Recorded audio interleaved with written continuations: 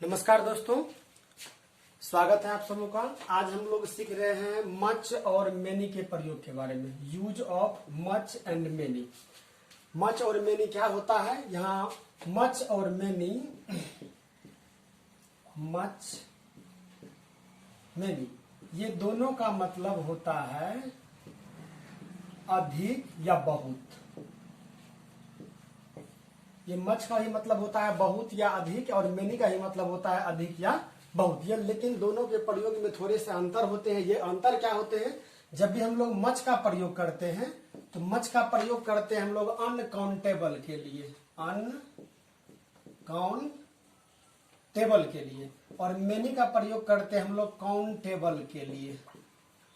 Countable हम जानते हैं, काउंटेबल क्या होते हैं तो जिसे हम लोग गिन सक। अनकाउंटेबल क्या होते हैं तो जिसे हम लोग गिन नहीं सकते उसे हम लोग अनकाउंटेबल कहते हैं। जैसे मान लीजिए पानी ले लेते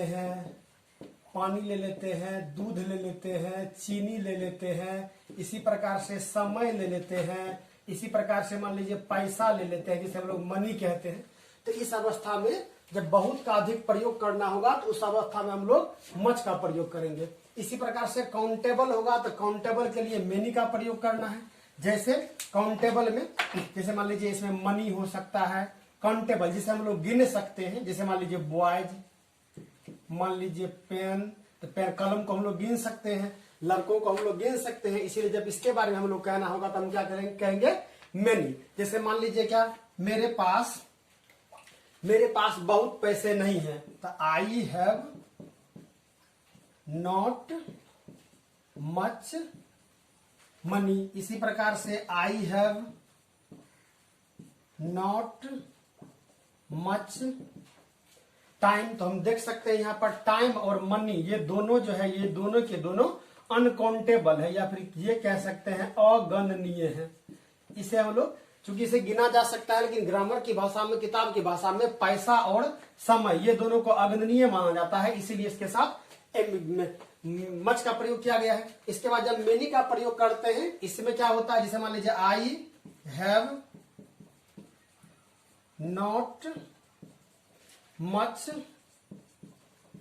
वर्क, मेरे पास बहुत अधिक मात्रा में काम नहीं है। I have not any book, मेरे पास कोई किताब नहीं है। आई हैव मच बुक, मेरे पास बहुत किताब है।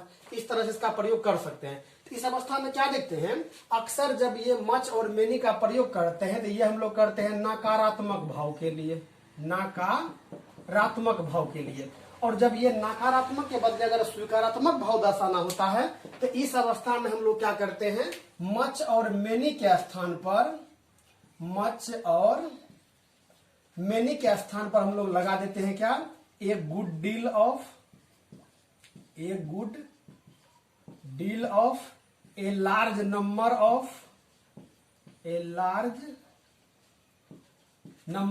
या a good quantity of, a good QUANTI, a good quantity of, या फिर इसको और कहते हैं a good deal of, a good deal of, या फिर इसके बदले में लिया जाता है कई बार ए पेलेंटी ऑफ, APALAN,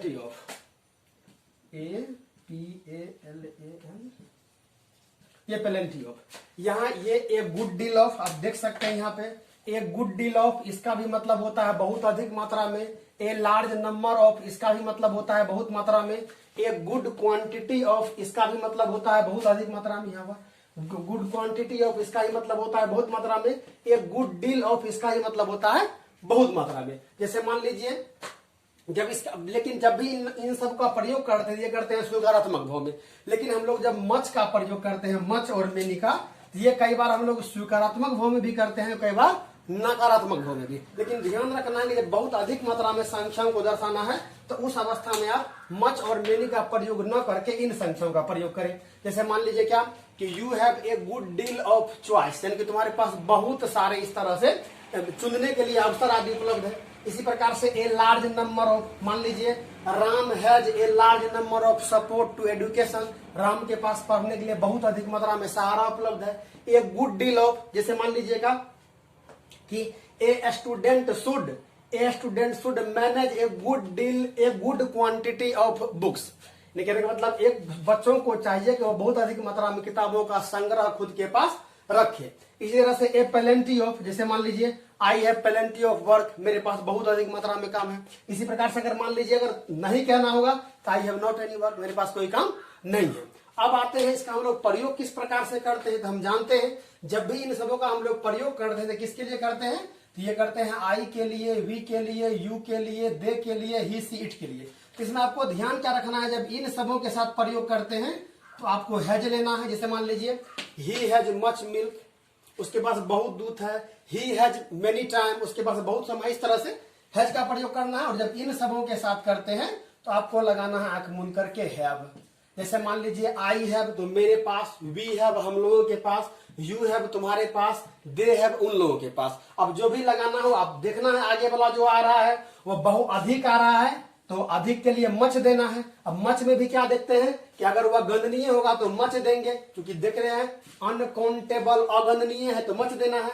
और अगर गिना जा सके काउंटेबल होगा तो उसके साथ साथ मेनी देना है। लेकिन ये ध्यान रखना है कि ये दोनों का प्रयोग हम लगभग अक्सर मात्रा में नकारात्मक भाव उत्पन्न करने के लिए करते हैं। जब स्वीकारात्मक भाव उत्पन्न करना होता है तो इस अवस्था में हम लोग मच और मेनी के बदले में क्या करते हैं, इन सबों का प्रयोग कर देते हैं। ए गुड डील ऑफ बहुत अधिक मात्रा में, ए लार्ज नंबर ऑफ बहुत अधिक मात्रा में, ए good quantity of, a good deal of, A plenty of. आप कई बार किताब आदि में देखेंगे इसका प्रयोग इसी प्रकार से हुआ होता है। आशा करता हूं यह वीडियो आपके लिए उपयोगी सिद्ध होगा। Thanks for watching.